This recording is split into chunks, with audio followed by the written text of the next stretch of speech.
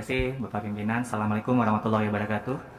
Pertama-tama konteksnya kembali mungkin kami bisa jelaskan bahwa why-nya mengapa ada seleksi guru ASN P3K 2021 ini adalah pembenahan 3 hal penting dalam pemerintahan kita dan yang juga terkait dalam hal yang berhubungan dengan tata kelola guru. Pertama, perbaikan tata kelola guru itu sendiri. Kita tahu banyak yang perlu kita tingkatkan supaya terjadi secara lebih optimal.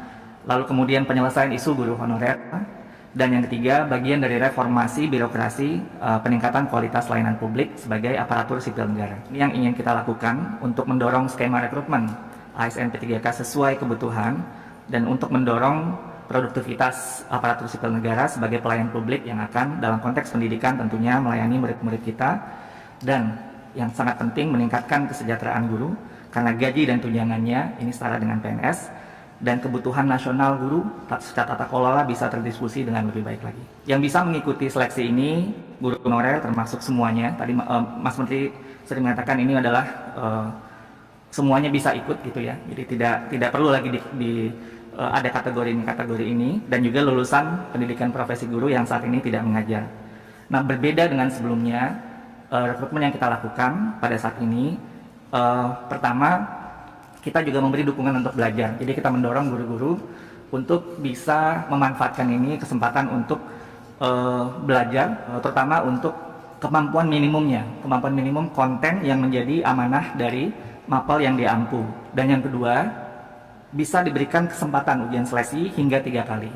Jadi sehingga tadinya sangat high stake, hanya sekali dan langsung iya dan tidak. Sekarang bisa ada kesempatan kedua dan kesempatan ketiga. Dan selanjutnya biaya seleksi sepenuhnya ditanggung oleh Kementerian Pendidikan dan Kebudayaan, sehingga ini memudahkan pemerintah daerah untuk bisa tidak perlu khawatir terkait penganggaran untuk seleksi. Nah, slide selanjutnya, tadi Pak Pimpinan sudah memberikan data-data terkait dengan kebutuhan guru kita yang ada di sekolah negeri. Jadi guru honorer saat ini dari data Dapodik itu berjumlah 742.000 sekian. Nah, kita memiliki kebutuhan guru 1 juta. Artinya kalau ini pun diangkat semua sekaligus, kita memiliki kekurangan guru, formasi sebanyak 275.000. Jadi artinya kebutuhan kita memang sangat luar biasa besarnya. Dan ini yang kita ingin bagaimana caranya untuk bisa guru-guru kita ini bisa diangkat tentunya. Ini tahapan pengadaan guru ASN P3K 2021, ini flow-nya. Insya Allah pendaftaran bisa segera akan kita lakukan. Lalu kemudian ada seleksi administrasi di sana untuk mencek berkas-berkas yang perlu linearitas dan juga keterkaitan dengan ijazah yang ini insya Allah sudah kita lakukan. Lalu kemudian ujian akan kita lakukan 3 kali assessment, terdiri dari kompetensi teknis, sosiokultural, manajerial, dan pertanyaan wawancara secara tertulis. Dan peserta kita menargetkan di tahun ini bisa mengikuti ujian seleksi hingga 3 kali. Sesudah itu dilakukan pengumuman hasil dan pemberkasan. Ini yang kita harapkan bisa terjadi slide berikutnya dalam timeline yang ada di tahun ini. Insya Allah rencana kita ujian seleksi pertama itu diadakan di bulan Agustus 2021. Lalu ada rankingan, pengumuman gitu ya, pemberkasan, dan juga persiapan mungkin yang tidak lulus di ujian pertama untuk ke ujian kedua di Oktober 2021. Lalu sebulan sesudah itu kembali lagi ada semacam pemberkasan dan daftar ulang kalau mungkin yang masih belum lulus untuk ujian seleksi di bulan Desember 2021 sebagai ujian tahap atau kesempatan yang ketiga. Nah, ini data yang terakhir. Pada saat ini sudah 523.000 formasi guru P3K yang ada. 165 daerah mengusulkan kurang dari 50% dari total formasi yang dibutuhkan. 27 daerah belum mengajukan formasi, 8 diantaranya Papua Barat. Dan alasan Pemda tidak mengajukan formasi lebih kepada ketidakyakinan tentang kewajiban finansial untuk guru P3K. Ini sudah kita bahas di rapat minggu yang lalu yang fokus tentang anggaran pada waktu itu. Ini slide dari presentasi Mas Menteri. Ini untuk menunjukkan bahwa lepas dari kondisi yang mungkin masih belum ideal pada saat ini, tapi jumlah formasi kalau kita lihat untuk guru ASN dalam beberapa tahun terakhir ini merupakan rekrutan ASN yang terbesar, dan jumlahnya kalau di sini Ini 5 kali lipat dari yang sebelumnya. Ini menunjukkan gradasi dan upaya pemerintah secara kolektif, karena ini kerja bersama-sama untuk bisa mendorong pembenahan sekali lagi tata kelola guru kita yang sudah lama berjalan tidak optimal. Dan mudah-mudahan tentunya tren ini akan semakin baik. Jadi sehingga supply dan demand guru-guru kita bisa lebih baik lagi ke depannya. Dalam presentasi waktu itu Mas Menteri juga menjelaskan bahwa semua guru honorer tetap dapat mengikuti seleksi, lalu guru yang mengajar di daerah tanpa formasi dapat mendaftar di daerah lain, dan guru yang melewati passing grade tahun ini namun tidak dapat formasi dapat menggunakan nilai tes tahun ini untuk di tahun selanjutnya. Terkait kebijakan afirmasi, memutuskan beberapa hal di sini. Ujian seleksi terutama buat guru-guru honorer di sekolah negeri yang mungkin merasa khawatir ya kalau misalnya langsung semuanya ikut gitu ya. Jadi seleksi yang pertama untuk guru honorer di sekolah negeri masing-masing, dan ujian kedua dan ketiga baru kita buka kepada semua guru honorer dan lulusan PPG. Untuk passing grade, peserta dengan umur 40 tahun ke atas dan terhitung pada saat pendaftaran dan berstatus aktif selama 3 tahun terakhir mengajarnya mendapat bonus nilai kompetensi teknis sebesar 75 poin atau 15%. Dan peserta penyandang disabilitas mendapatkan bonus nilai kompetensi tambahan jika berumur 40 tahun ke atas ya, tapi ini untuk penyandang disabilitas sebanyak 50 poin atau 10%. Dan peserta yang sudah memiliki sertifikasi guru mendapatkan nilai penuh pada tes kompetensi teknis. Namun tentunya tetap perlu lulus passing grade di tes manajerial, sosiokultural, dan wawancara. Di sini mungkin kami menyajikan data tentang bagaimana semangat positif para guru-guru kita untuk memanfaatkan momentum seleksi ini sebagai untuk belajar. Ini data yang dari Guru Belajar Berbagi, di mana para guru sudah mendaftar dan mengikuti modul-modul, dan ada yang sudah ikut tryout, malah ikut juga forum diskusi, jadi belajarnya barengan. Bahkan ini spektrumnya dari data kami, dari guru bukan hanya yang muda, tapi guru di atas 45 tahun juga ikut dalam forum ini.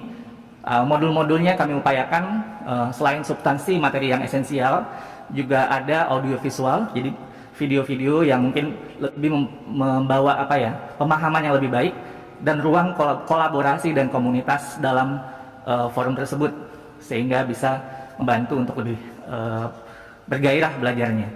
Dan daerah-daerah yang kategori sulit akan diberikan modul dalam bentuk soft atau hard copy. Jadi untuk mendorong sekali lagi momentum belajar guru-guru kita, sehingga bisa mempersiapkan diri dengan baik untuk tes seleksi. Ini angkanya sudah luar biasa, mudah-mudahan terus bertambah dan terus semakin positif untuk bersemangat dalam belajar dan juga berbagi, artinya tidak belajarnya sendiri-sendiri lagi. Tentunya kita mohon dukungan dari semuanya, baik dari Komisi 10 maupun juga KL yang terkait untuk bisa mewujudkan ini. Demikian mungkin dari saya, Pak Pimpinan. Penjelasan paparan dari Kepala BKN yang akan diwakili oleh Bapak Suharmen Eskom MSI, Deputi Bidang Sistem Informasi Kepegawaian. Silakan Pak. Bismillahirrahmanirrahim. Assalamualaikum warahmatullahi wabarakatuh. Waalaikumsalam. Kalau kita berbicara ASN itu terdiri dari proses rekrutmennya itu bisa melalui 3 jalur. Yang pertama melalui PNS, Pegawai Negeri Sipil. Yang kedua melalui sekolah pendidikan kedinasan. Jadi mereka mengikuti sekolah pendidikan kedinasan yang dikelola oleh kementerian lembaga seperti Kementerian Dalam Keuangan itu terkait dengan STAN misalnya, kemudian Kementerian Dalam Negeri, IPD. Kemudian ada Kementerian Perhubungan, BPS, dan sampai dengan Badan Cyber dan Sandi Negara. Mereka-mereka yang lulus taruna-taruni dari sekolah kedinasan ini kemudian pada akhirnya akan diangkat menjadi ASN. Kemudian yang ketiga adalah melalui jalur P3K, Pegawai Pemerintah dengan Perjanjian Kerja. Karena inilah yang diatur di dalam Undang-Undang 5 tahun 2014 bahwa ASN itu pada dasarnya hanya terdiri dari 2, yaitu PNS dan Pegawai Pemerintah dengan Perjanjian Kerja. Terkait dengan proses persiapan di dalam pelaksanaan seleksi P3K guru, maka sumber data yang disepakati beberapa waktu yang lalu itu terdiri dari sumber data yang ada di data Dapodik yang teman-teman di Kementerian Pendidikan dan Kebudayaan, termasuk di dalam ini adalah data-data guru agama yang berada di sekolah umum. Itu sudah ada di dalam datanya teman-teman Dapodik. Kemudian adalah data yang kedua adalah tenaga guru honorer K2 yang datanya ada di DKI, sisanya lebih kurang sekitar 130 ribuan orang, 129 ribuan tepatnya. Nah, bagaimana proses pendaftarannya? Karena ini adalah akan memberikan kesempatan kepada seluruh warga negara di Republik Indonesia yang datanya tercatat baik itu di database-nya Dapodik ataupun data yang tercatat di database-nya BKN, maka sistem pendaftarannya itu akan dilakukan menggunakan sistem. Jadi kita menggunakan teknologi informasi yang kami menyebutnya adalah sistem seleksi calon aparatur sipil negara. Nanti mereka akan masuk di dalam yang ada satu modul di dalamnya terkait dengan SSCN P3K, khusus untuk yang mereka akan mendaftar di untuk jabatan yang di P3K. Setelah dilakukan pendaftaran, maka datanya nanti akan disampaikan kepada teman-teman di Kementerian Pendidikan dan Kebudayaan yang mereka ini yang akan mengikuti seleksi melalui sistem ujian nasional berbasis komputer atau UNBK. Selesai pelaksanaan seleksi, maka data hasil nilai dari masing-masing peserta itu akan disampaikan kembali ke BKN untuk dilakukan pengolahan terhadap hasil dari untuk menentukan kelulusan dari setiap calon peserta yang ikut seleksi tadi. Kalau mereka kemudian lolos seleksi, kemudian ditandatangani secara digital oleh Kepala BKN, dan selanjutnya instansi mengajukan penetapan NIP kepada BKN untuk P3K yang lolos seleksi. Nah, beberapa fitur di dalam sistem seleksi calon aparatur sipil negara yang kami siapkan itu adalah mulai dari portal pendaftaran, mereka mulai dari termasuk penyiapan akun di sana. Kemudian melakukan proses verifikasi terhadap calon pelamar, itu juga dilakukan secara online. Jadi tidak ada kami meminimalisir betul tatap muka atau pertemuan antara orang dan orang per orang, sehingga dapat betul-betul meminimalisir potensi terjadinya istilahnya itu main mata lah antara calon pelamar dengan yang melakukan verifikasi. Kemudian juga melalui pengolahan hasil seleksi itu juga dilakukan dengan menggunakan sistem, juga ada di dalam fitur ini. Termasuk juga tadi kalau ada nanti afirmatif yang yang biasanya kalau di dalam proses seleksi itu dituangkan nanti di dalam peraturan Menpan RB. Nanti Permenpan RB inilah yang dijadikan oleh BKN sebagai dasar perhitungan afirmatif tadi. Jadi BKN tidak bisa kemudian memberikan afirmatif kalau itu tidak dituangkan di dalam aturan. Jadi itu sama seperti yang di dalam proses seleksi ASN yang lain-lain, apakah itu terkait dengan putra-putri Papua misalnya, itu juga diberikan afirmatif, dan itu yang kemudian dijadikan dasar di dalam perhitungan kelulusan bagi seorang ASN. Selanjutnya beberapa portal lain yang juga kami siapkan di dalam portal SSCN ini, mulai termasuk pengumuman, mereka bisa semua mengakses terhadap portal dengan dengan sangat mudah dan sangat sederhana prosesnya di situ, termasuk juga alur petunjuk penggunaan juga disiapkan di dalam portal-portal tadi. Termasuk juga kami menyiapkan simulasi pemilihan formasi, itu juga ada di dalam sistem portal yang sama. Nah, untuk sumber data di dalam pendaftaran ini tadi kami sudah sampaikan, data akan terintegrasi dengan di dalam proses penerimaan SSC ASN. Pertama, kalau terkait dengan GTK, guru tenaga honorer, data akan terintegrasi dengan data yang ada di data Dapodik untuk pengecekan nomor unik pendidik dan tenaga kependidikan. Jadi nanti sistemnya, begitu yang bersangkutan melakukan pendaftaran, misalnya saya, Harmen, melakukan pendaftaran, masukkan nomor induk penduduknya nanti akan langsung membaca ke database-nya Dukcapil. Begitu dikenali bahwa Harmen ini adalah betul menjadi penduduk Indonesia, maka dia bisa melanjutkan proses pendaftaran berikutnya, yaitu memasukkan, kalau dia tercatat sebagai guru honorer, maka dia memasukkan NUPTK-nya, kemudian sistem juga akan langsung membaca ke database-nya Dukcapil. Begitu ditemui, maka nama yang bersangkutan dikenali di dalam database-nya Dukcapil, maka yang bersangkutan bisa langsung mendaftar, melanjutkan proses pendaftaran. Data juga terintegrasi dengan program studi yang di bawah teman-teman di Kementerian Dikti untuk memastikan bahwa ijazah yang digunakan oleh seluruh pelamar itu adalah ijazah yang terdaftar di lembaga pendidikan tinggi kita. Nah, untuk yang Kementerian Kesehatan juga sama, tapi tidak terlalu relevan di dalam rapat dengan GTK hari ini. Tapi intinya adalah datanya untuk dokter, tenaga kesehatan lainnya, komite farmasi itu juga terintegrasi dengan data-data di teman-teman di Kementerian Kesehatan. Terakhir adalah dari sisi timeline, dari sisi jadwal. Jadi kita mungkin akan fokus di yang tengah, jadi P3K guru.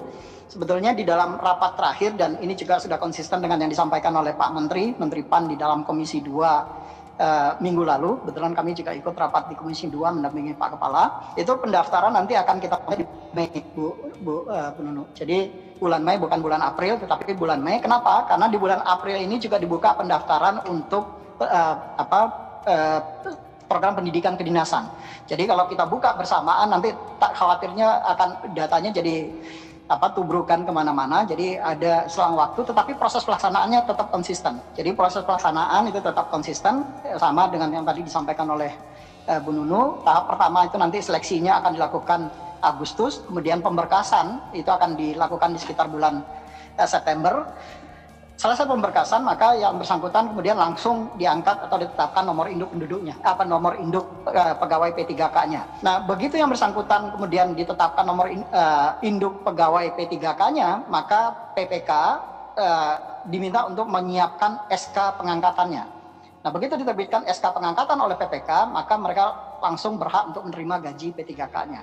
Jadi itu mekanisme yang dilakukan. Yang tahap kedua adalah di bulan Oktober, sama tadi seperti yang disampaikan oleh Bu Sedikjen. Dan tahap ketiga adalah di bulan Desember proses seleksinya. Jadi ada selang waktu sekitar 1 bulan untuk melakukan pemberkasan terhadap seluruh para pelamar yang nanti baru mereka masuk ke dalam seleksi tahap kedua dan tahap ketiga. Karena mereka memang diberikan batas waktu untuk bisa mengikuti seleksi 3 kali untuk setiap calon P3K ini. Mungkin itu beberapa hal yang dapat kami sampaikan, Bapak Ibu Ketua Panja, dan terima kasih. Assalamualaikum warahmatullahi wabarakatuh.